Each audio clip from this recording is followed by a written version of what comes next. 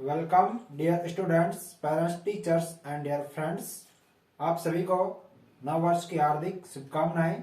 Today we are going to discuss about बहुपद का मान, घात, गुणांक, शून्यक, शून्यक ज्ञात करना, रैखिक एवं द्विघात बहुपदों के और शून्यकों की संख्या किस प्रकार से हम ज्ञात कर सकते हैं। शुरू करते हैं।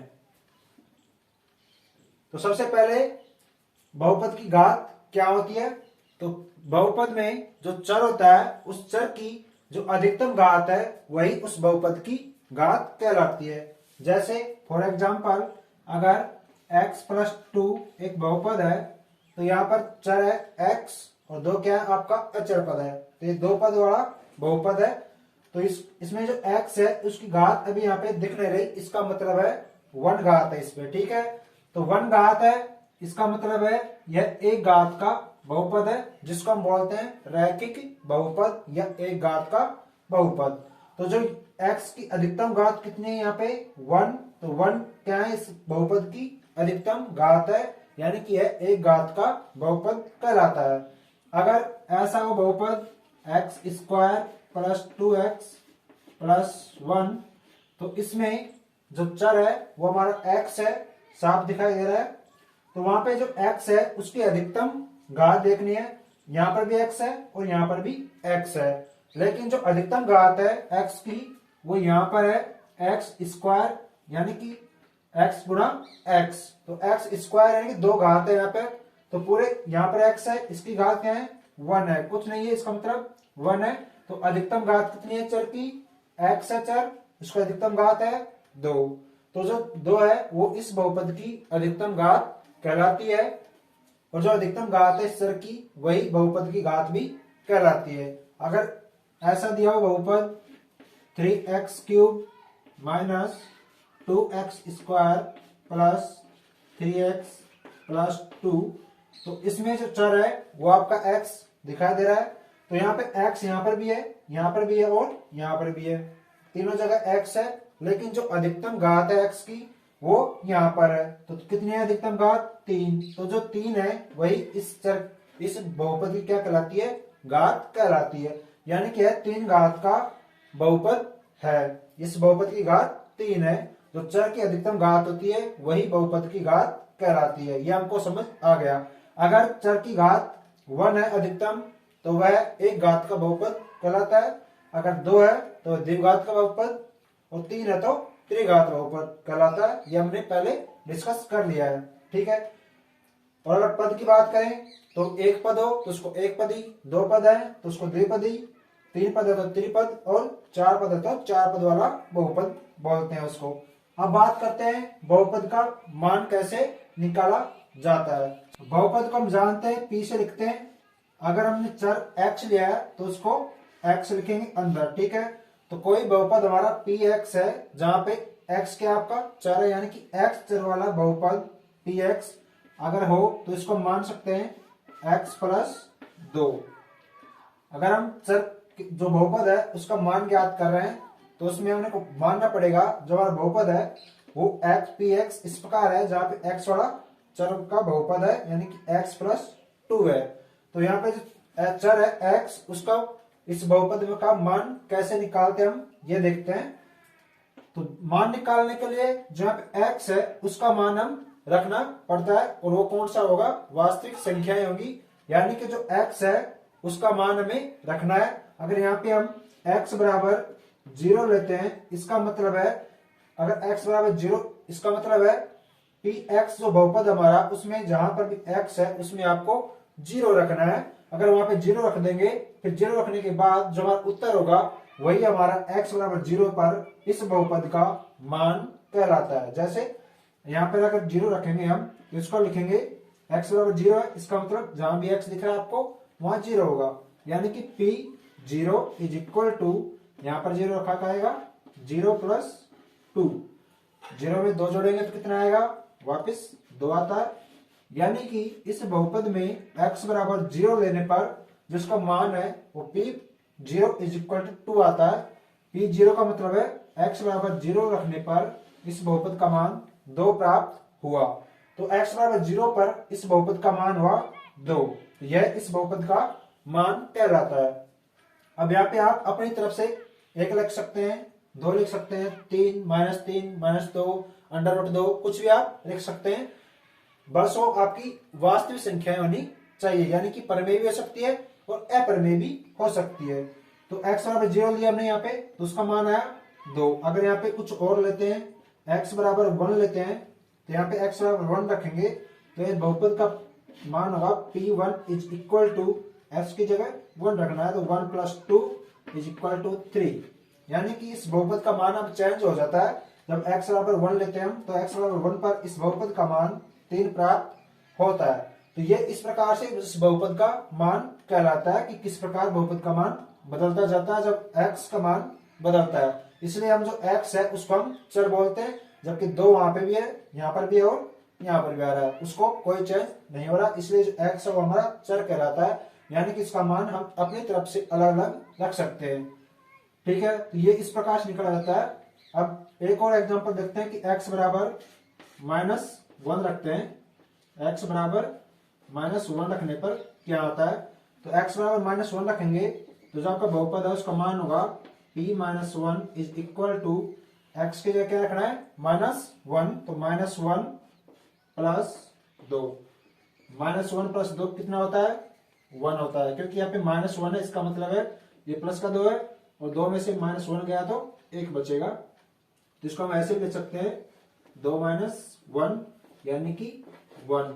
तो जो आपका P-1 यानी कि x बराबर -1 रखने पर जो बहुपद है Px बराबर x + 2, इसका मान 1 प्राप्त होता है। तो इस प्रकार जो प्राप्त हुआ है मान, वो हमारा x बराबर 1 पर इस बहुपद का मान कहलाता है।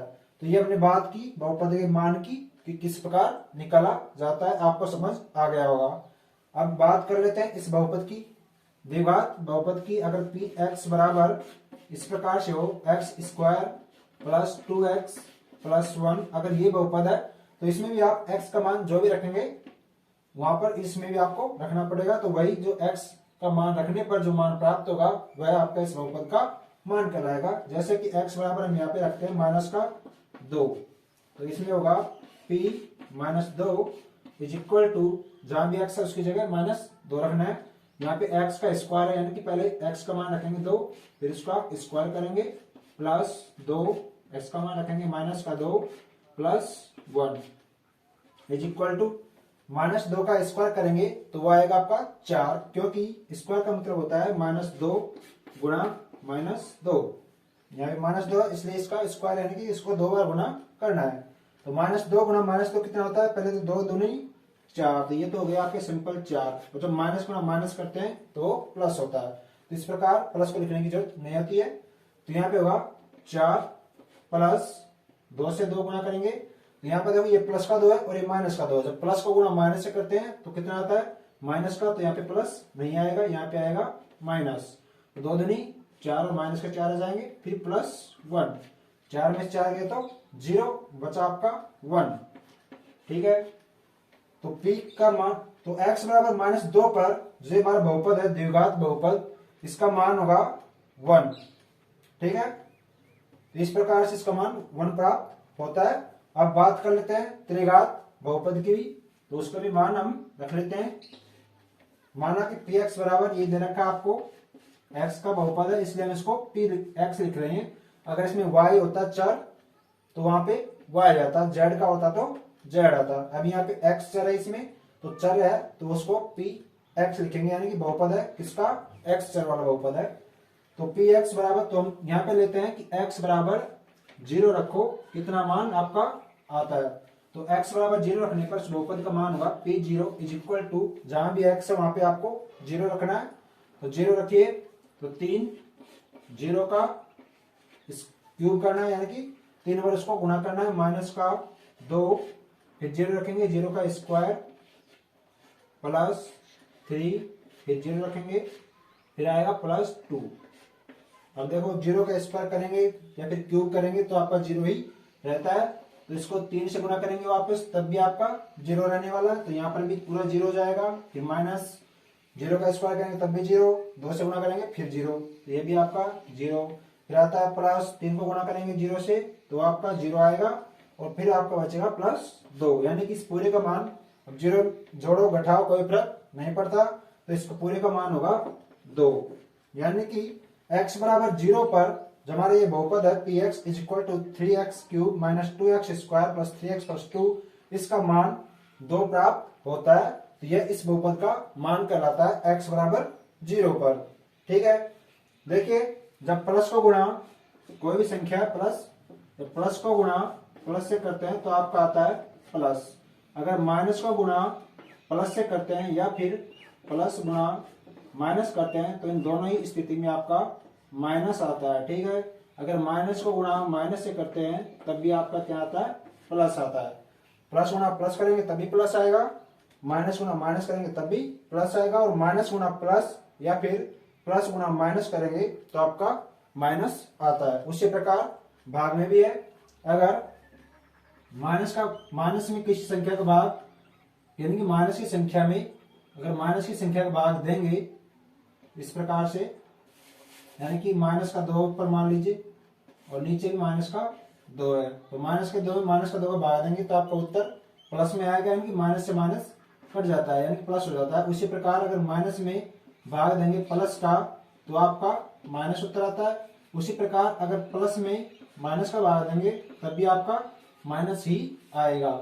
अगर माइनस के अंदर माइनस का भाग देंगे तब प्लस आएगा, और प्लस का अंदर प्लस का भाग देंगे तब भी प्लस ही आएगा। इस प्रकार जो चिन्ह है प्लस और माइनस का, उसका गुणा और भाग के नियम है। अब हम चर्चा करते हैं गुणांक क्या होता है। कोई बहुपद है तो उसमें गुणांक कहाँ लिखे होते हैं, गुणांक क्या होते हैं। इस बहुपद को मान लें कि ये हमारा x चर वाला बहुपद है px, जिसको हम लिख रहे हैं px is equal to 3x³ minus 2x² plus 3x plus 2। ठीक है, ये हमारा बहुपद मान लिया हमने। तो यहाँ पर जो गुणांक है वो गुणांक कहाँ होते हैं, जहां में x है वो हमारा चर है, और जो चर है उससे जो भी संख्या गुणा हो रही है वह उस चर का गुणांक कहलाता है। अगर यहाँ पे x है चर, तो यानी कि x चर का गुणांक है यहाँ पे 3, यानी कि जो उससे गुणा हो रहा है। गुणांक यानी गुणा में जो अंक है उसको हम गुणांक बोलते हैं। गुणांक ये 2 शब्दों से मिलकर बना हुआ था, एक तो होता है गुणा और दूसरा होता है अंक, यानी कि जो अंक आपका गुणा में दिख रहा है उसको हम बोलते हैं गुणांक। तो यहाँ पे कहाँ दिखेंगे गुणांक, यानी कि चर के साथ दिखेंगे। ठीक है, बहुपद है तो उसमें चर होगा, और चर के साथ जो संख्या गुणा में होगी उसको हम बोलते हैं गुणांक। तो यहाँ पे जो x³ है ये भी आपका एक चर है, x² भी चर है और x भी चर है, और 2 क्या आपका अचर है। ठीक है, तो अचर पद क्या आपका 2, और जो x³ का है इसका गुणांक, यानी कि इससे कौन गुना हो रहा है 3, तो 3 आपका x³ का गुणांक है 3। तो यहाँ पे लिख सकते हैं हम x³ का गुणांक कितना है, 3 है। x³ का गुणांक है 3। उसी प्रकार x² का गुणांक 2 है, लेकिन जो चिन्ह आता है उसको भी हम लेते हैं कि चिन्ह कौन सा आ रहा है, उसके प्लस आ रहा है या माइनस आ रहा है। तो x² का गुणांक होगा आपका माइनस का 2, x² का गुणांक इज इक्वल टू -2। उसी प्रकार x का गुणांक कितना आएगा आपका 3 आएगा, और जो अचर पद है वो हमारा 2, यानी कि अचर पद कितना है 2। तो 2 को हम अचर पद बोलते हैं। ये सभी आपके चर पद हैं, और चर पद में ही आपके गुणांक होते हैं। यानी कि अगर x चर है वहां पे, यहाँ पे x² है, यहाँ पे x³ चर है, तो यहाँ पे x चर का जो भी गुणा हो रहा है उससे मतलब प्लस है माइनस है बटा भाग जो भी है तो वो उसका गुणांक कहलाता है। यहाँ पे x से 3 गुणा हो रहा है, यानी कि x का गुणांक 3 है। अगर x² की पूछे तो x² का गुणांक माइनस का 2 है, x³ का गुणांक 3 है। तो इस प्रकार से गुणांक हमने देख लिया गुणांक क्या होता है। गुणांक का मतलब होता है जो अंक गुणा में होता है। ठीक है, अब चलते हैं तीसरा नंबर शून्य का, कि शून्य क्या होता है। तो पहले इसकी परिभाषा देखते हैं शून्य क्या होता है। तो शून्य क्या होता है कि एक वास्तविक संख्या के इस प्रकार लें कि उसको बहुपद px में रखने पर उसका मान जो होता है वो क्या होना चाहिए आपका 0। अगर एक वास्तविक संख्या के इस प्रकार है जो बहुपद px का शून्य होगी, कब होगी वो शून्य बहुपद का, जब उसको बहुपद में x के स्थान पर रखने पर उसका मान क्या होना चाहिए, 0 आ जाना चाहिए, किसका, बहुपद का। ठीक है, चलिए एग्जांपल से इसको समझते हैं। तो माना कि कोई बहुपद हमारा क्या है, px है, यानी कि x चर का बहुपद हम लेते हैं तो 2x² माइनस 2। ठीक है, हमने ये एक बहुपद लिया है px, यानी कि x चर वाला बहुपद है, तो px is equal to 2x² minus 2, ये हमारा बहुपद है। अगर इसका जो शून्यक है वो मैंने k माना है, कोई भी संख्या आपकी k हो सकती है, यानी कि जो शून्यक होगा वो हमने k माना, तो माना इसका जो शून्यक है वो क्या है, k है। माना जो इसका शून्यक है वो क्या है, k है, यानी कि k वो शून्यक निकल के आएगा। वो कब निकल के आता है, यानी कि इस k का मान, यानी कि इस k का मान जो होगा, अगर इसको इसमें रख दे s के स्थान पर, तो उसको 0 बराबर 0 आना चाहिए। यानी कि जो k है उसको इसमें x के स्थान पर रखो और बराबर में 0 उत्तर लिखो, और फिर आपका k का मान निकल आएगा, कि जो शून्यक होगा वो अपने आप निकल आएगा कि क्या होगा। देखिए, तो p यानी कि x बराबर क्या रखना है, k रखना है, x बराबर आपको k रखना है। ठीक है, तो p k is equal to 0 होना चाहिए, यानी कि px में x बराबर k रखने पर जो px हमारा जो बहुपद है उसका मान 0 होना चाहिए। तो चलिए इसमें आप k का मान रखते हैं, तो x की जगह क्या रखना है, आपको k रखना है, तो ये हो जाएगा 2k² minus 2 is equal to 0, यानी कि इस पूरे बहुपद का मान 0 होना चाहिए। अगर हमारा k यहाँ पे क्या है, शून्यक है, तो k का मान हम निकालते हैं, k क्या होगा। तो पहले तो k का मान ज्ञात करने के लिए यहां से इसको हटाएंगे, लेकिन उससे पहले इसको हटाएंगे, जो हमारे प्लस माइनस लिख रहे हैं पहले उनको हटाते हैं यहां से। तो 2k² is equal to, minus का 2 इधर से उधर जाएगा बराबर के, तो हो जाएगा 2। अब यहां से 2 को हटाएंगे, 2 को हटाने पर k² इज इक्वल टू होगा 2/2। 2 यहाँ पे क्या है, गुणांक है k² का, तो k² के गुणांक से अगर हटाएंगे बराबर के उधर जाएगा तो वो भाग में जाएगा, गुणा से भाग में, प्लस से माइनस में, माइनस से प्लस में। 2 का भाग 2 में देंगे तो 1 बार जाएगा, यानी कि 1, और k² यानी कि k का स्क्वायर इज इक्वल टू होगा 1 आएगा आपका। k का मान निकालना हमको, ये क्या है, k² है, k² हटाएंगे तो इधर से k का मान निकलेगा, तो उधर अंडर रूट लगेगा, √1, और √1 क्या होता है आपका, 1 ही होता है। यानी कि जो हमारा k है, तो k क्या माना था हमने, शून्य माना था, k कि शून्य हमारा 1 था, तो शून्य का मान क्या निकल के आया, 1।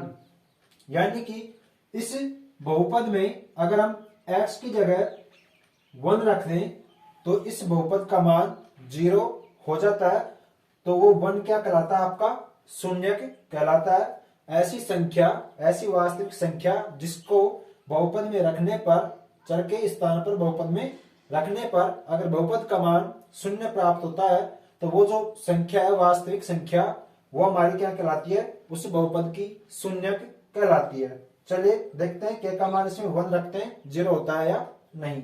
तो देखिए, यानी कि k का मान हमने माना k इसमें क्या है, शून्यक है, यानी कि यहाँ पे x की जगह 1 रख दें तो इस पूरे बहुपद का मान 0 हो जाएगा। ठीक है, देखते हैं, तो p x की जगह 1 रख रहे हैं, इसका मतलब है p1 इज इक्वल टू 1 रखेंगे इसकी जगह, तो 2, 1 का स्क्वायर माइनस 2, 1 का स्क्वायर कितना होता है, 1 ही होगा, और एक कोष्टक लग रहा है, इसका मतलब है इससे गुणा है, तो 2 से गुणा करेंगे 1 को, कितना आएगा, 2, बीच में माइनस, तो -2, 2 में से 2 गया तो 0। इस प्रकार हमारा जो k का मान हमने निकाला था, शून्य था, वो हमारा ठीक है। ये इसकी सत्यता की जांच भी हमने कर ली है कि जो हमारा k बराबर 1 आया था शून्य, वो हमारा ठीक है। यानी कि इस बहुपद में अगर 1 रखें तो इस बहुपद का मान 0 हो जाता है, तो 0 आ गया, इसका मतलब है कि जो हमारा 1 है वो हमारा इस बहुपद का शून्यक कहलाता है। ठीक है, ये हो गई शून्यक की बात, कि ऐसी वास्तविक संख्या जिसको बहुपद में चर के स्थान पर रखने पर अगर उस बहुपद का मान 0 प्राप्त होता है, तो उस संख्या को, उस वास्तविक संख्या को हम शून्यक बोलते हैं, उस बहुपद का शून्यक कहते हैं। अब हम बात करते हैं शून्य तो ज्ञात करना भी हमने सीख लिया है इसमें ना। ज्ञात करने की अगली बात आती है, तो हमारी जो ये यहाँ पे लिखा है, यानी कि इस बहुपद का मान 0 हो जाना चाहिए। वो 0 कब होगा? जब k का मान 1 होगा। तो इस प्रकार हमने इसके शून्य को निकाल लिया। एक और एग्जांपल देखते हैं, उससे भी हम शून्य ज्ञात करते हैं कि बहुपद से शून्य किस प्रकार से ज्ञात किया जाता है। कहते हैं कि शून्य ज्ञात किस प्रकार किया जाता है। तो मान लिया हमने कोई बहुपद है हमारा px is equal to 2x minus 3। यह हमारा कोई क्या है? बहुपद है। इसमें चर क्या है?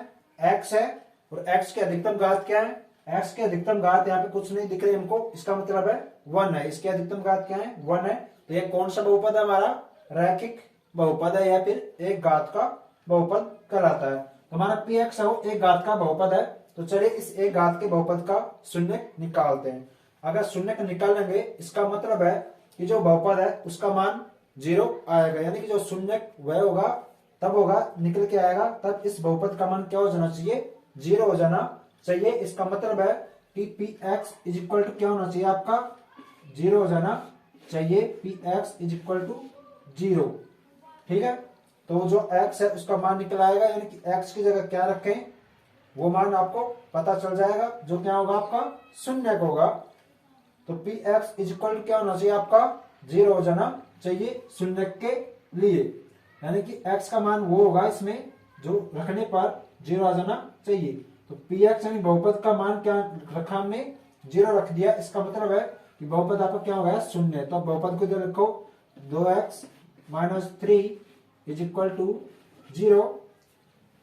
अब x का मान निकालना अपने को, तो शून्य ज्ञात करना है ना, तो x का मान निकलेगा यहाँ से। तो 2x इधर बचेगा, पहले इस माइनस 3 को यहाँ से हटाएंगे तो उधर जाएगा, तो बराबर के प्लस का 3 हो जाएगा। अब 2 हटाएंगे यहाँ से, तो x इज इक्वल टू हो जाएगा 3/2, 3/2। तो जो x का मान हमारा क्या है? 3/2, यानी कि x का मान 3/2 इस सूत्र में रखने पर जो आपका ये बहुपद है, बहुपद में रखने पर इस बहुपद का मान आपका 0 प्राप्त होगा। तो जो x 3/2 है वो हमारा क्या कहलाता है? इस बहुपद का शून्य कहलाता है। चलिए सत्यता की जांच कर लेते हैं कि ये इसमें रखने पर शून्य आता है या नहीं। तो बहुपद में x के स्थान पर क्या रखेंगे? 3/2, यानी कि p 3/2 3/2 is equal to 2। x की जगह रखना है 3/2 और 2 x से क्या है? गुणा में है, तो इसको हम लिख सकते हैं 2 गुणा 3/2 और माइनस 3। अब चाहे तो आप 2 से यहां से 2 काट सकते हो, या फिर पहले इनको गुणा कर लो फिर 2 का भाग ले सकते हैं। तो पहले हम गुणा कर लेते हैं, सिंपल। 3 दूनी 6, ये ऊपर से गुणा होगा, नीचे से गुणा नहीं होगा। नीचे से तो भाग लगता है ना, तो ऊपर से ऊपर की गुणा संख्या होगी, और इसके नीचे कुछ नहीं है, तो इसका मतलब है बटे में 1 है। तो जो 1 को हम मान सकते हैं नीचे ना, तो इसको गुणा इससे कर देंगे और इसको गुणा उससे कर देंगे, ऊपर का ऊपर और नीचे का नीचे। 3 दूनी 6 और 2 एकम 2 और माइनस का 3, यहाँ पे -3। अब 2 का भाग पहले 6 में दो और फिर आपको -3 घटाना है। 2 का भाग 6 में कितनी बार जाएगा? 3 बार जाएगा, और 3 में से 3 घटाएंगे तो कितना आएगा? 0 आपका उत्तर आ जाएगा। तो इस प्रकार जो बहुपद है रैखिक बहुपद, उसमें x बराबर 3/2 रखने पर हमारा जो बहुपद का मान है वो शून्य प्राप्त होता है। इसका मतलब यह हुआ कि जो 3/2 है वो इस रैखिक बहुपद का शून्य है। ठीक है, तो ये हमने ज्ञात कर लिया। अब एक बार द्विघात बहुपद का भी हम देख लेते हैं, उसका भी एक एग्जांपल देख लेते हैं कि शून्य उसमें किस प्रकार ज्ञात करते हैं। माना px is equal to 2x² minus 3x plus 1, यह हमारा द्विघात का बहुपद है, यानी कि यहाँ पर चर की घात जो है वो अधिकतम 2 है, यानी कि यह द्विघात बहुपद है। तो इसका हम शून्य निकालेंगे, तो वही तरीका है। अगर इसका शून्य निकालना है तो इस पूरे जो बहुपद हमें को दे रखा है उसका मान क्या होना चाहिए? 0 हो जाना चाहिए। तब आपको जो निकल के आएगा यहाँ पे x का मान, वही आपका क्या होगा? इस बहुपद का शून्य कहलाएगा। चलिए शुरू करते हैं। तो यानी कि इस पूरे जो बहुपद है उसका मान 0 हो जाना चाहिए, यानी कि px इज इक्वल टू 0 हो जाना आपको चाहिए। तो px क्या है? ये पूरा है, तो 2x² minus 3x plus 1 is equal to 0। अब देखिए क्या करना है आपको। पहले हम जो द्विघात बहुपद है उसके क्या करते हैं, गुणनखंड करते हैं। गुणनखंड विधि के द्वारा इसका शून्य निकाला जाता है। तो गुणनखंड विधि क्या है, उसमें इस प्रकार किया जाता है कि जो मध्य पद है इसके टुकड़े इस प्रकार करते हैं मध्य पद के कि उनको जोड़ने या घटाने पर वापस यही 3x आपको मिलना चाहिए।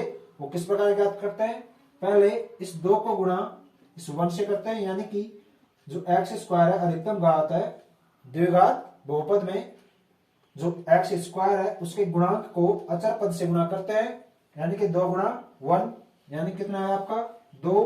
अब इस 2 के गुणनखंड करते हैं, यानी कि 2 में किसका भाग जाएगा 2 का, तो 2 यहाँ पे लिखा तो कितनी बार गया 1 बार। अब देखिए यहाँ पे कितना है 2 वहां का, यहाँ पे 2 है और यहाँ पर 1 है, यानी कि 2 + 1 करते हैं तब कितना आता है 3 आता है। लेकिन यहाँ पे क्या लाना है अपन को -3 लाना है। इसका मतलब इन दोनों को हमें माइनस में लेना पड़ेगा, तभी वो दोनों आपस में जुड़ेंगे। अगर एक को प्लस में ले लिया एक को माइनस में ले लिया तो आपस में घट जाएंगे, और दोनों को प्लस में ले लिया तो फिर यहाँ पे चिन्ह माइनस का तो प्लस का नहीं लेंगे, तो दोनों को हमने माइनस में लेंगे। तो यानी कि पहले 2 लिखा है, इसका मतलब पहले 2 को लिखना है, फिर 1 है तो पहले फिर बाद में 1 को लिखेंगे।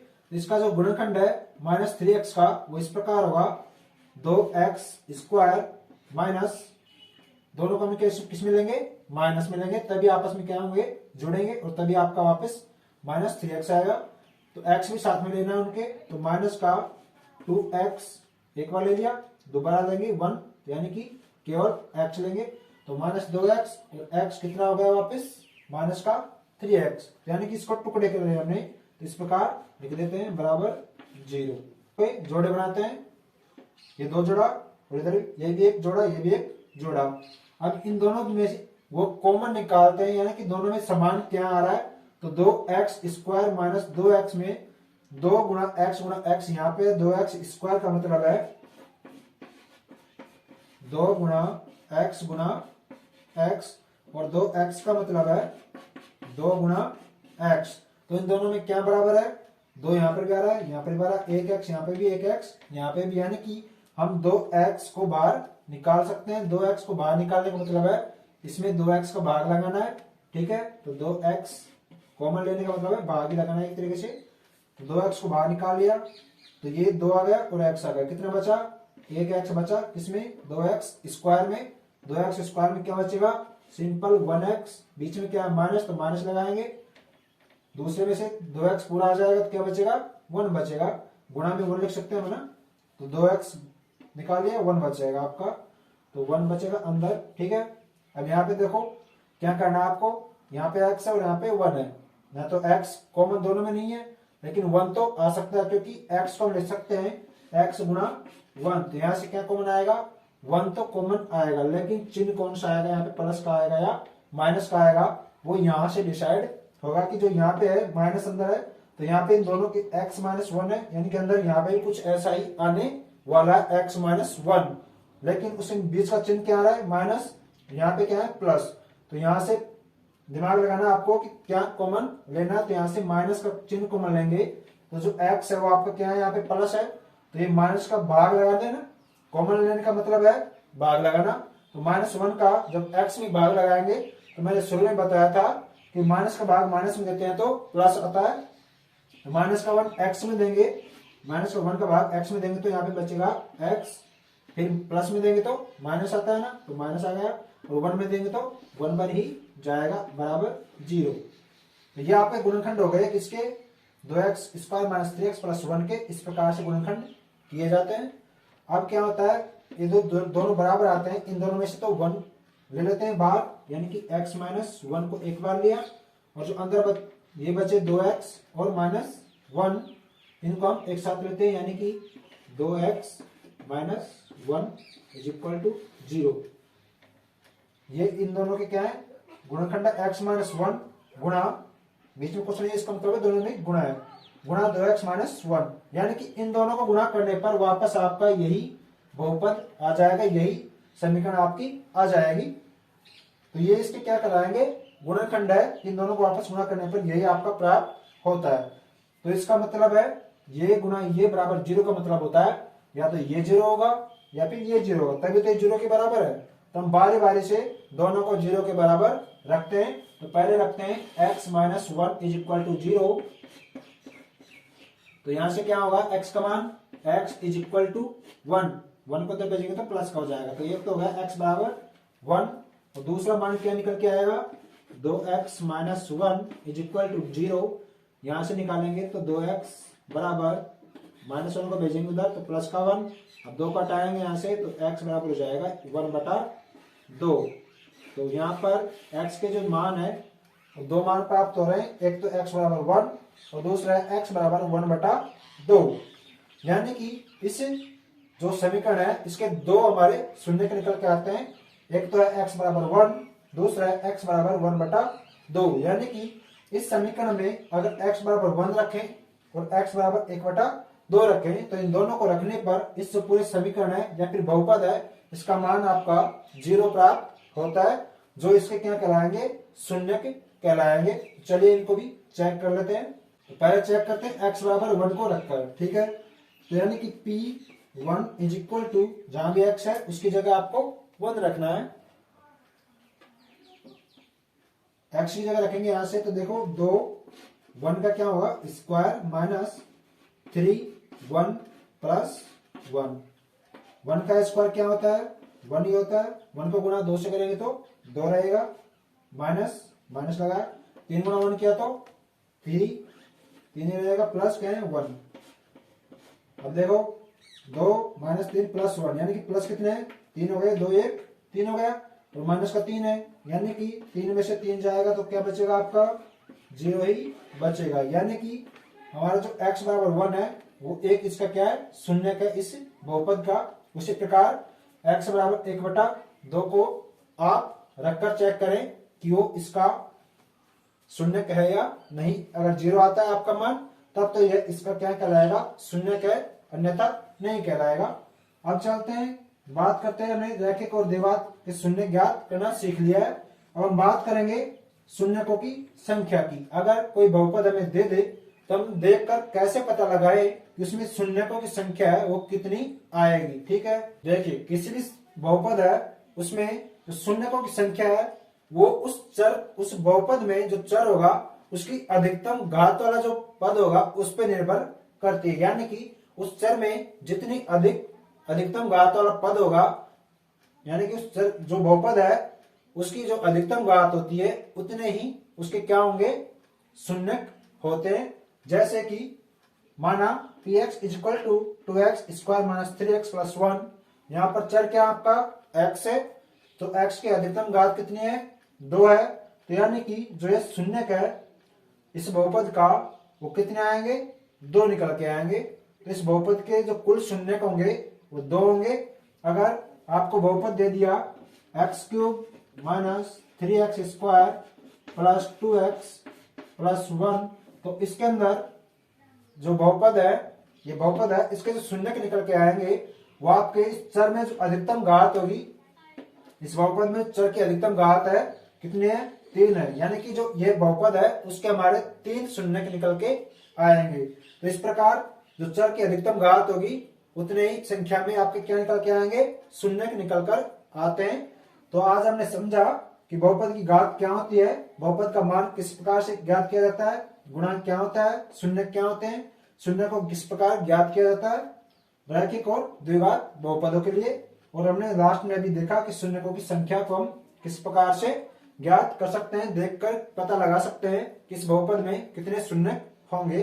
तो आज के लिए इतना ही, मिलते हैं नेक्स्ट वीडियो में। वीडियो पसंद आए तो लाइक करें, दोस्तों के साथ शेयर करें और चैनल को अभी तक आपने सब्सक्राइब नहीं किया तो प्लीज सब्सक्राइब कर लीजिए। हम आपके लिए इसी प्रकार नॉलेजेबल वीडियो लाते रहेंगे। धन्यवाद, जय हिंद।